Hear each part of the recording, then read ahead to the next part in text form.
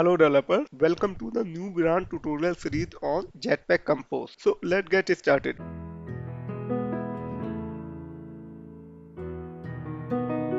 Compose is a declarative toolkit for building native Android applications. With the help of Kotlin and Composable Functions, we can develop native Android applications. So what is Jetpack Compose? Jetpack Compose is an Android modern declarative user interface toolkit provided by Google, and there we follow declarative up. That means we need to declare composable function, and compose handles rendering, and here we only use Kotlin programming language. There is no need of XML. Here we can see the difference between traditional Android application development and compose. If I want to display one hello world text on my Android screen, then first I need to write text view, then ID, and in main activity we need to find this ID with the help of find view by ID method. But on the other hand, in Compose, I need to write only composable function. There, I'll use text class to display text on screen. If you notice, there is no need of ID, no need of find view ID method, and no separate layout for user interface. Only we write composable function in Kotlin. That's it.